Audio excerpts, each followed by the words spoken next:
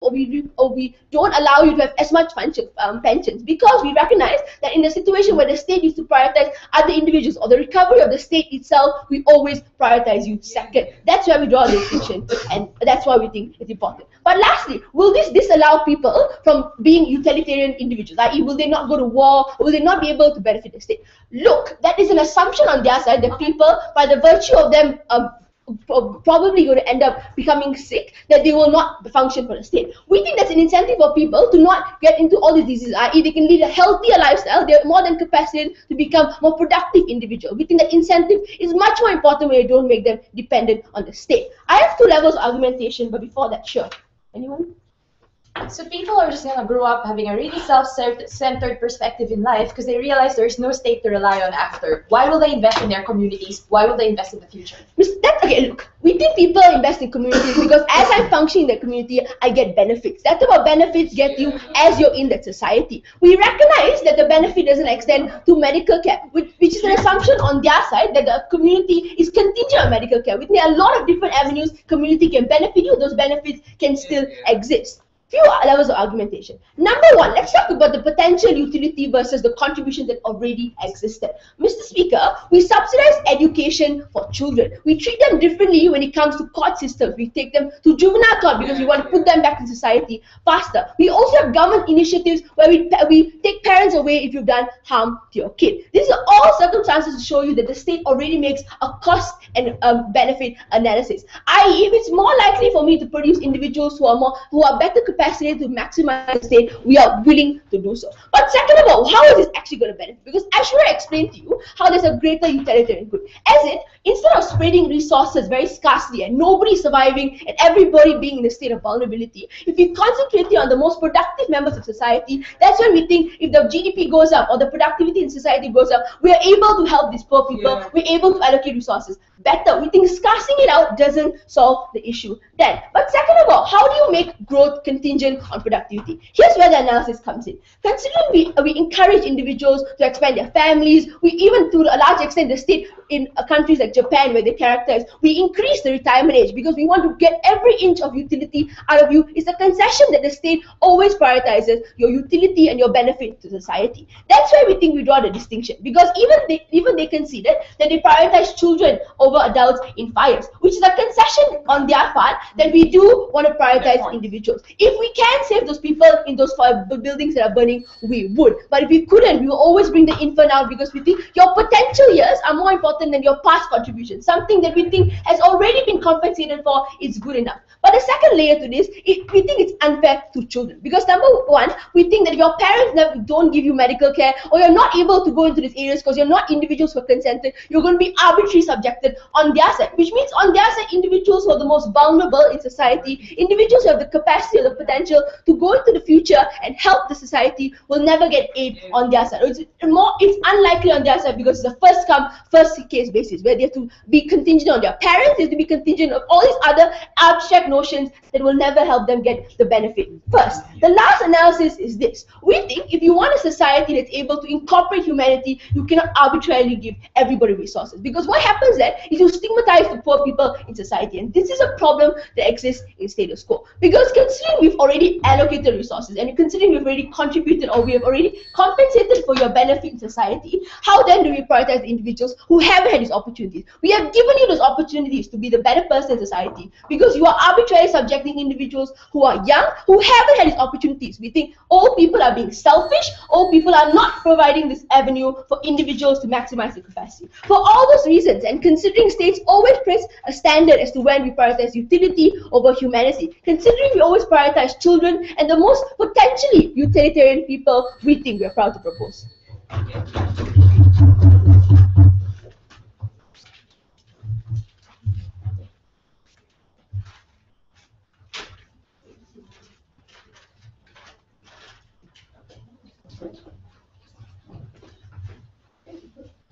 Mr. Chair, I find it really odd that this debate became a children versus elderly debate because there's a huge chunk of people in the middle, able-bodied adults who are at the prime of their life and at the peak of their health, who are also able to absorb the risk of some illness. that this side of the house is ignoring. We're not going to let children die. We said we will prioritize things on the first come, first serve and urgency basis. The assumption of this debate is we are talking about state-run institutions. That's what the motion says. That's how they defined it. So if they're worried about long lines and long waits, that applies equally to everyone across the board. So it's not us imposing a hierarchy. It is us saying, because we cannot impose a hierarchy, because we cannot quantify the value of life, we will have to leave it up to a process that is blind to hierarchy and blind to age, blind to class. We prioritize based on urgency. We prioritize based on who was there first. They're misrepresenting our model. Next, this is what they say about old people. They are more difficult to treat and they're potentially more expensive. Our first answer was, this is not always true, especially if you invest in preventive approaches for older people. But our second answer is, that's not always going to be the case. Given the progression of science and technology, it will eventually become cheaper, but they prevent that. Why? Because you signal to the market and you signal to the medical community that there is no point in them investing in technology for palliative care for older people, investing in technology to treat diseases that afflict older people, because there is no market for it. So why are they going to bother if the state is not willing to invest in it? I'm sure they're going to say, but you can still do research and development independent of this, but that's not how the market works. The market works based on supply and demand. Second, they say, that they can make a generalization that old people have no utility at all. They are not part of the greater good. We disagree very strongly. We say some older people still play a valuable role in their communities. Not all of them, but your burden is to say that this generalization applies, right? Yeah. We talked to you about how even today they play advisory roles in institutions. They provide historical and institutional memory, which you can't scoff at because it's very important for the sense of the nation, right? A lot of elderly people take up burdens of care, like grandparents providing moral guidance to their grandkids or watching their grandkids when the parents go out to work. A lot of them lead community organizations and things like that. Under your model, we would have allowed Gandhi to die or Mandela to die to prioritize an able-bodied young person. How can you make that distinction and say one of them is more valuable to the society? That makes no sense at all. And we say, we're not even going to go a step further and insist that they're more valuable. We're just going to say, you can't quantify people's values the way you do, which is why we need a policy that is blind to these things. They say, but you save children in times of disaster. There are cultural norms and legal norms that prioritize children. Newsflash. We also do the same for the elderly. We also save the elderly in times of disaster. They get priorities as well. You give them special discounts, special benefits. If you want to talk about cultural norms that protect children and legal norms that protect children, the same norms exist for the elderly. So that's really a wash, and that's quite irrelevant in the debate.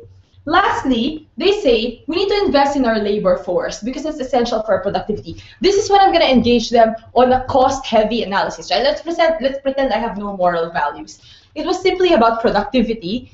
These areas with scarce resources probably have very large populations anyway. So your labor market is not going to get depleted if you can't treat everyone there. Because, in fact, you have high unemployment rates and lots of children to fulfill the jobs you want. So if it's about productivity and investing in a labor force, you have a lot of that. You have an oversupply of people in your labor force. So that dies too. Now let's talk about two things in today's debate. Number one, how this policy breaks down society and leads young people to disengage from their communities because they missed the point when Sanj brought that up. And second, how it leads to an erosion of social justice in law. But before I go on, yes. Matt, considering you say they do have a benefit in the future, the individuals with such a contribution in terms of the morality they have, why isn't there a market value for technology and incentive people? There isn't a market value because you're killing the demand, because you're saying we are not going to spend on kidney dialysis treatment for older people. We're not going to spend on this medical technology and palliative care because it's expensive. So why would anyone try to sell these products or research on these products? Now, disengagement from the community. Let's ask ourselves here, why do we work to build a better world, right? Why do we offer our talents and skills to our community? Why do we pay taxes? Why do we treat other people well?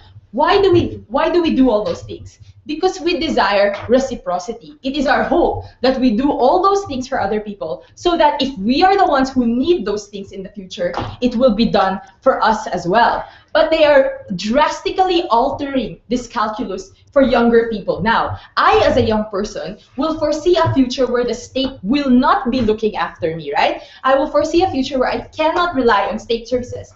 They say there are other benefits to having a community anyway, but you take away a huge benefit, that of medical care and healthcare, which is a basic right, by the way. So that drastically alters the calculation in my brain, right? Why am I now going to serve in the army and protect my country if I know that if I get injured, if I suffer from PTSD, if, you know, the toil of working in the war, which may have damaged my brain or damaged my body, my state is not going to be there to cushion me in my old age. That was our biggest come on to people to join the army, right? That you're set for life. You're taking that away. The next thing is, how will people choose what jobs to engage in? It becomes a very self-centered perspective in life. You'll be focusing on things that have high income results because you want to be able to protect yourself, right, in your old age, because the state won't do that for you. You're virtually killing off artists, you're virtually killing off community activists and NGO workers because people are just going to become really, really self-centered because that's how society treats them too, right? There you have a breakdown in your society. But erosion of social justice. Why? They're a minority, they're a vulnerable group. We have no business case, right? For helping indigenous people, for helping women, for helping homosexuals, or for preventing slavery or preventing child labor. But we do it anyway. Why do we do it? Out of a fundamental respect for human dignity. And this has to be a moral absolute, right? The moment you institutionalize a policy that says it is all right to discriminate a priori against a class of people, you erode that moral absolute in our society of equality before the law, of every single person being valuable. Now you open the floodgates to things like child labor being justified, to things like forced sterilization of the poor, at the altar of efficiency and cost effectiveness. That's dangerous. We don't want to erode those moral norms. We've worked so hard to build them. We would rather stand on their side from our side of the house.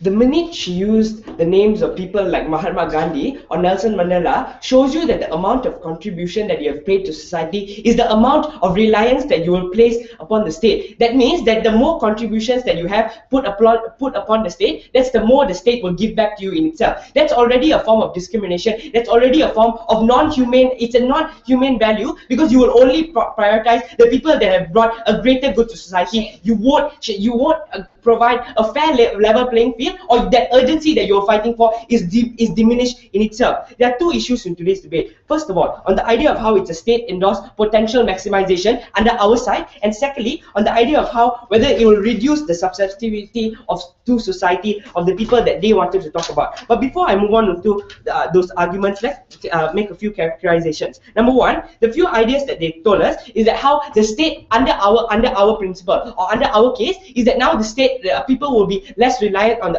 will care less about the state, because now there is no incentive for them to work for the state because the state doesn't care about them, or the state doesn't want to show any form of care towards them. That's the reason why we have things like senior citizens where they pay a lesser bus fare, where they have things like pension to cater back to them, and to things like welfare. We respect the dignity that they have because they are provided for society, but that doesn't extend to the principle of preserving their life to uphold the grandchildren or to uphold the future generation that will benefit or to increase the generation that they have lived in and to improve the generation that we will have in the future. Because we tell you that we can do as much as we can to comfort or to make your life easier while you live, but it doesn't extend to the principle of living your life the whole to an extent of never dying in itself. Because by that logic, Nelson Mandela wouldn't have died, or Mahatma Gandhi would have put in a life-sustaining equipment until now. Because we tell you that there is an endpoint, and that endpoint has reached, or even if you assume that endpoint will not come, we tell you that it's okay. We deprioritize the elderly because we prioritize the younger children that will have a higher level of susceptibility to that medicine itself. Later, madam, let's start with the first issue on the idea of how it's a state-endorsed potential maximization. Because what they talked about is that now that we can't accurately measure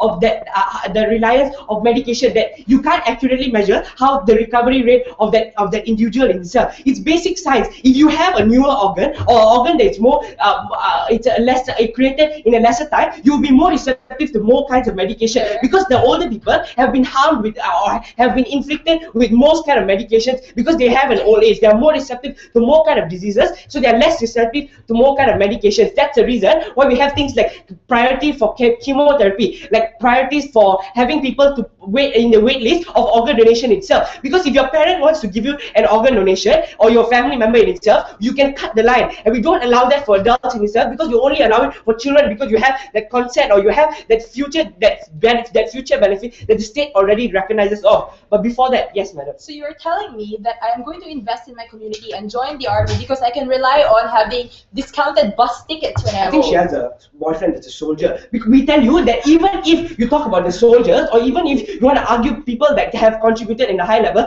first of all, they have consented into acting or into increasing the productivity of society. We already have things like burning you with the flag if you die in war, or we have things like that that increase your respect as a soldier in itself. That doesn't extend to the principle that just because you're a soldier, we have to build statues for you everywhere, and we have to create that high level of hierarchy that improves other people's lives. Because we tell you that even if our side will be the more effective one, because even if you're a soldier, or even if you're a political leader, or you're a community leader, that won't help the life of that dying child, because that won't help to increase the life of the dying child in itself. Let's move on to the second level of the issue, because what they talked about is that if we have to base it on things like first come first serve basis, we have to base it on things like how urgency and so on and so forth. That means the more richer people will get your medicines, because I will be able to afford into a private hospital, and the poorer people who don't have that form of resources won't go into that, won't have the chance into getting that private medicine or that contribution of that medicine itself. We create a level of playing field because we target those individuals that have that productivity, that has a higher level of sustainability given that medicine, because we target only that one group of people that will help the other groups of people that don't need that medication now but may need that medication later on. But these groups of individuals that they're talking about, even if we give them the medication and even if they live for another 6 months, it's not going to benefit the 600 people that died because they didn't get those medicines. Because we tell you that we're in a dire situation. We're not talking about normal day and night situations where we have all forms of resources. We're talking about where we're in a situation where we only have a certain amount, we only have X amount of medication, and you want to bring 200,000 of people where we only have a 10% of amount of medication that we can give all of them. That means under your policy, there'll be thousands of people being depressed, there'll be thousands of people dying knowing that they didn't get those medications. But the same way, even if old people don't get those medications, there is a higher level of chance that they will sustain. Because if the severity of your disease is high, there's a higher level of incentive that we put on you, like to prolong your life into having that medication itself. So if you don't get the medication today, when we have the resources later, you will get it. But the child who has a less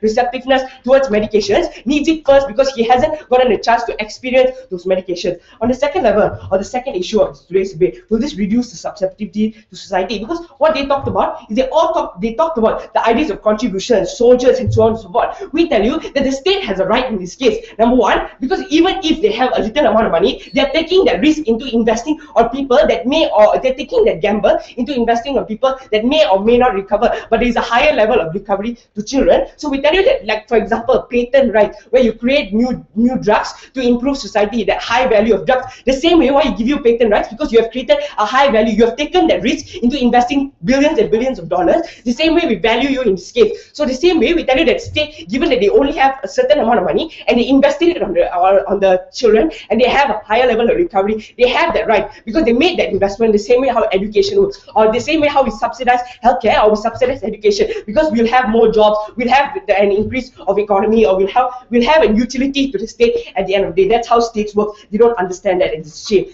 The second idea of how it's superior benefit, because we told you that under our side, if the state can ascertain or identify which group of people that will reduce the chances of gaining some form of harm towards them. Because even if you tell me that they have more experience or they have history on their minds, that's not important for the state to live. You can die without history, you can live without history, but you can't die without the medication that we're going to give you. For all those reasons, please sign us.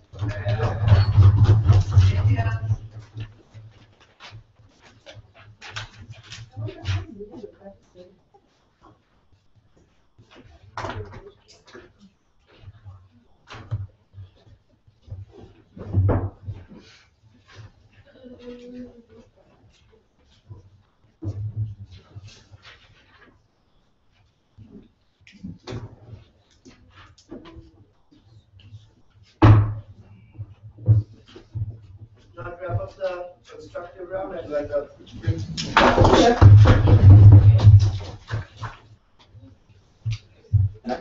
Thank you.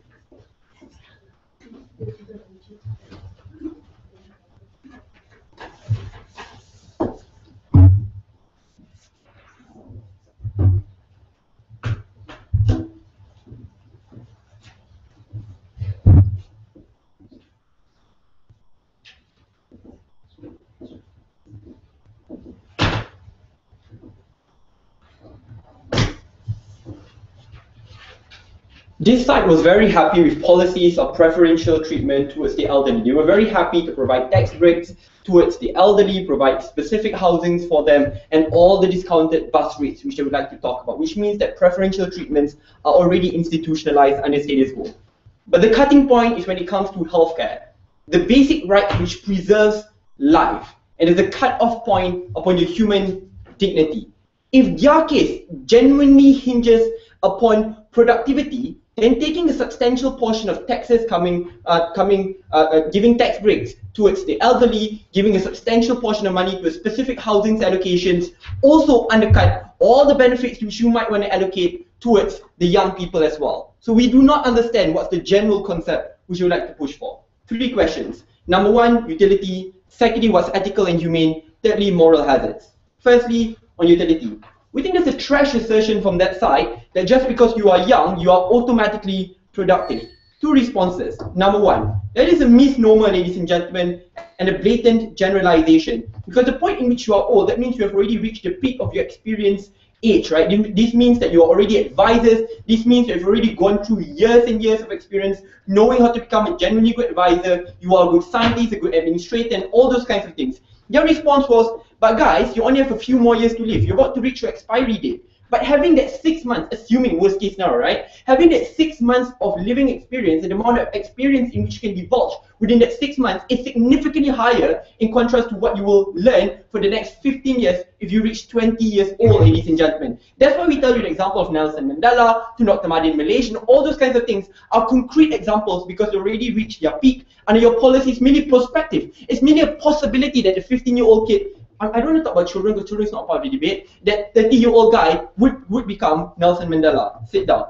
But secondly, even if we accept that they are genuinely good and utility will go to that side, we think the state must also acknowledge retrospective utility. Why is this critical? How do I parallelize this principle? In just the same way how the state provides salaries to you at the end of the month or bonuses at the end of the year, even though your job scope is premised upon a retrospective benefit which you provide. Or in just the same way how Germany is still compensating for its past historical injustices because all those things happened in the past. Why is this important, ladies and gentlemen? It is important because the work has been done, but those individuals are going uncompensated. We think that's blatantly unfair for these individuals because the contract which you talked about, which they made, is a contract which is premised upon reciprocity and compensation, in which you are stripping them away from. So we think if you really want to fight for utility, retrospective utility should also be acknowledged, and you are stripping this person from their rights. Sit down.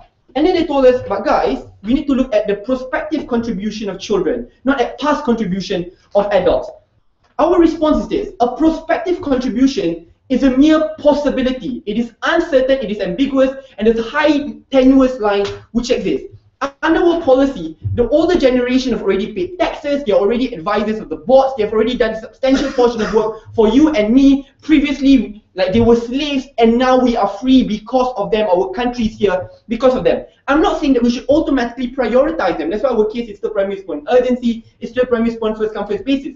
But you should not punish them, even after they've done so much for us, ladies and gentlemen. We think that's what we stand for. Sit down. Then they said, well guys, see, you actually prioritize Nelson Mandela because of utility. Number one, I need to point out, this debate is not about like private capital, right? Because obviously this debate looks at public healthcare. Nelson Mandela went to the Johannesburg private hospital. That's not part of this debate. But primarily we assisted him because he was terminally ill and old, not primarily because he was so damn good. We think in that regards, that is a wash in this debate. So first clash, done. Sit down. Secondly, what's ethical and humane? They said, guys, like under status quo, we prioritize children in the burning building. Well, we also prioritize elderly as well. How do I win this class? The reason why those two groups are similar, because both children and adults are often dependent upon another party. And at the same time, both children and adults are the most vulnerable actors of the group. They're the lowest common denominator of that particular community. The comparison is not with a child, it's with a 30-year-old able adult who can get away from that building. They are only defending a small portion of the community, which are children. No, I only want to defend children. What about able-bodied adults, which you need to defend? We had no defense until now. Sit down. But next, we also talk about the hierarchy of life and how you are implementing an ambiguous way of determining life. They say, guys, we're not letting them die, we're just taking away their healthcare. If you are sick and you are a cancer patient and you do not get chemotherapy, what will happen to you? You will die, so sit down. Next, and then they say, calm down, we will give them resources once the money comes back. Well, an old guy is more susceptible to a small disease. It is a time-sensitive situation, right? It is easier for you to die. That argument makes no sense at all. Next, Sharmina told you a brilliant argument about social justice. We should never premise life upon productivity. Under that policy, that means a disabled person who's most likely unproductive will be killed off. If you live in Texas, transacting with a homosexual would actually be anti-productive to you. We think the reason why we still place a high threshold is because of human dignity in contrast to productivity. The point in which you create that threshold, you destroy human dignity, you destroy any possibility. If your future child, your future grandchild might be sick, we will abandon you, you will die, and you will rot. We think that's absolutely tyrannical. Yes. So, if NGOs base their cause on morality and vulnerability of individual society, they go to the most susceptible individual. How is our policy any different? Whoa, so now you're okay with NGOs assisting vulnerable people, but the state, which is supposed to be the moral bastion, should not. Okay, now we also told you that it is important for status quo to stand, is because to compensate for historical difficulties, right? They say, well guys, let's give at least an opportunity for the children to experience life. They haven't experienced life, right? But the reason why we can experience life, you and me, as a Bangladeshi, is because your fathers and mothers fought for your country's independence. Slavery was abolished because of them. Back then, they had no internet. It must take 20 years for them to learn something. Now, we can access the internet in 1 year. It is equivalent to 20 years of education. That's exactly something which Bill Gates said, right? We think that's something which is critical. Moral hazards. There's a pretty simple argument, no taxation without representation. They said, well guys, you're already compensated, but before you hit the age of 55.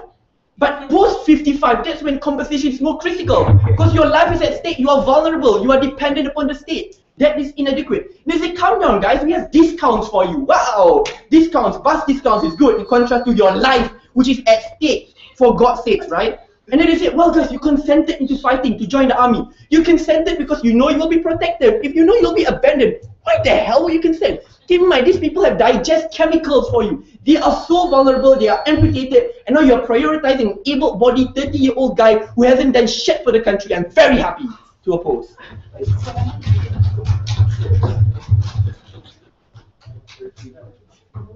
Why am I angry?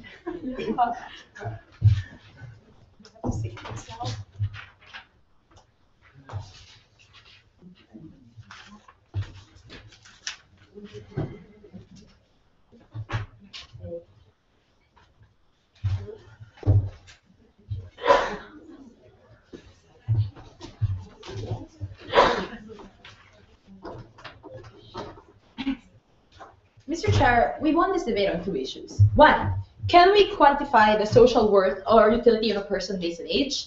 And two, what is the impact on society of attempting to do that? So let's see, can we quantify, right? This side says yes, we say you can. They say yes, older people are less valuable. Let's try to unpack their argument. Why did they say that younger people are more valuable? A, because these younger people have more productivity. They're going to help your present labor force. We took that down. We said in places with scarce resources, it's quite likely that you have an oversupply of them. You're not going to kill your labor force. At some point, you actually need to export your labor force already because you can't accommodate them home. And that might actually be, if I want to be Machiavellian about it, say, there's so many mouths to feed, so many dependents, so young, such a drain on resources as well. But we didn't even go that far, right? So that productivity argument, labor force argument is actually defeated. Next, older people will die soon. I think we dealt with this quite well. I don't mean to sound mean, but 2 years of someone's life, we can make the argument, might have more social value than 10 years of someone's life, right? There's just no way to quantify it. You have to look at the output. You have to look at how valued they are by the people around them. Next question we ask, how do you know that that young person will actually be valuable to society? Because all we have is crystal balling, right? That young person might as well be a bully, a riffraff, a criminal as well. Like, we just can't make generalizations based on probabilities. Why do you think so highly of young people? Oops. Anyway, next. We said, and we were consistent, we simply cannot make generalizations on the basis of age. The way we proved this was to give you examples of when old people have also added social value in their present state. Now, the point of giving you these examples, and they missed the point completely, is not to tell you that old people as a group are more valuable. It is just to show you that within groups there is diversity, and we cannot make generalizations. So that is our conclusion. It is not that they're more valuable. It is not that we want to artificially preserve them in refrigerators, which is ridiculous. It is that you cannot make generalizations. And that's why we prioritize based on urgency. Who needs the aid at that very moment? So I don't understand this whole rich people will get more aid, poor people will get more aid. If this is a debate about state-run institutions that you're imposing on the private sector, then we'll impose the same standards as well. I don't know how urgency has something to do with how much you can afford to pay. Again, that's them muddling the debate. Besides, we asked, right? They agree that this is a vulnerable group, and they agree that NGOs should be protecting vulnerable groups. Why do we bother to help indigenous people? Why do we bother to help women and homosexuals, even if it's not profitable to the state? Why do we bother to help the poor? Why don't we just sterilize poor mothers? That would save us more money. Why do we protect all these things? Because of a belief in the dignity of the human person, and because we realize if we go down the other path, it does lead to social deterioration. Nothing from them. Then we say, what is the impact on society, Mr. Chair? We said it makes people disengaged. When people see that your past works are completely disregarded by the state and go unappreciated, what is your incentive to invest? What is their answer at third speech? But you can look forward to discounted bus tickets and respect and being buried with a flag. People will look at this as lip service, right? People will think this is the state not walking the talk. This entire side is blind to the incentive structures that exist in our society, of why we invest, of why we give up our life, of why we fight for our nation. It's because we feel we're all in this together. What they are saying is, old people, you no longer belong. And all of us have that fear of old age. All of us have that fear of death. All of us have that fear of dying alone with no one to help us. That's why some of us have too many children, but that's an aside. The point is, right? Like, if you do not have that to look forward to, that changes how you behave in the present. You become very risk-averse, you become very selfish, you become very disengaged. We don't want that kind of world. I'm not sure what world exactly they're living in. We're proud to oppose.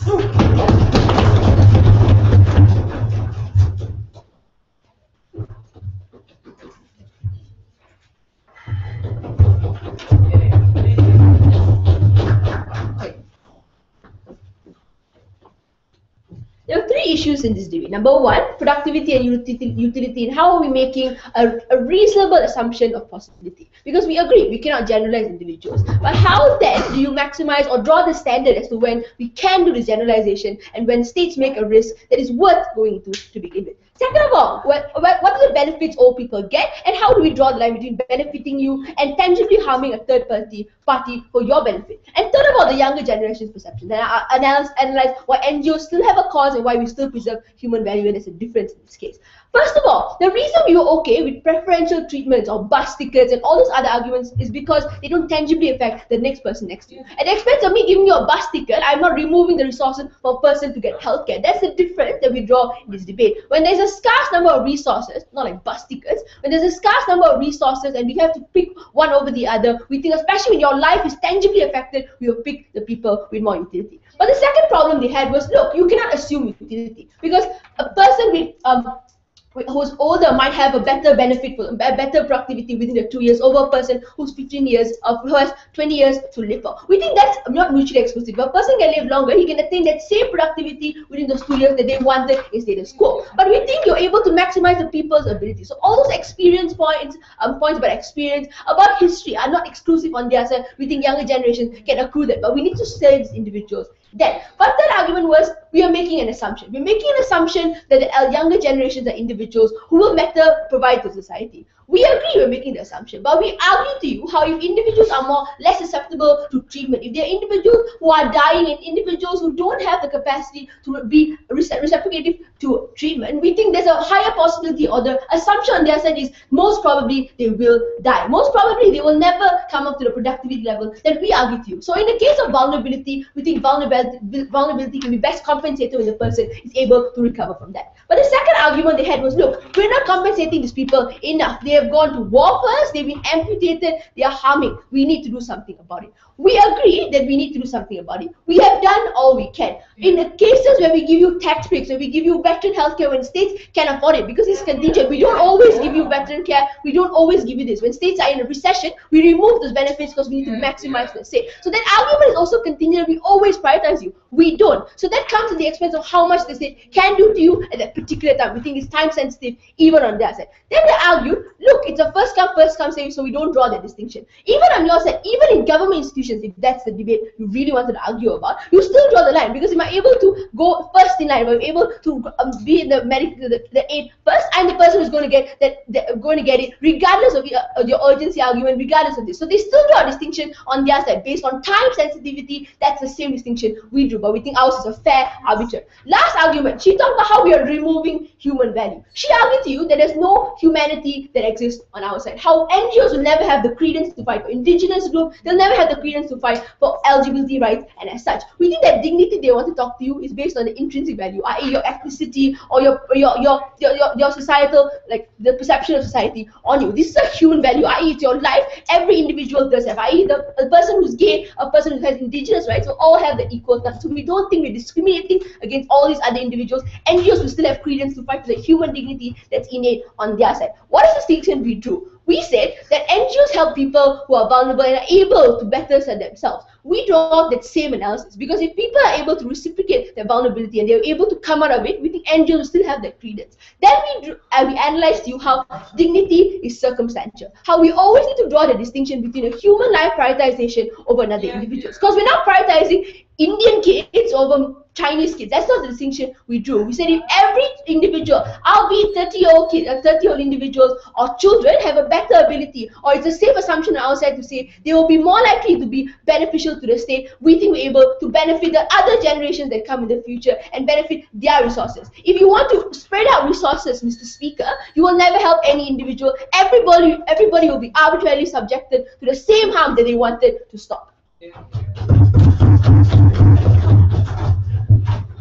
So, thanks for the debate. Hopefully everyone move up.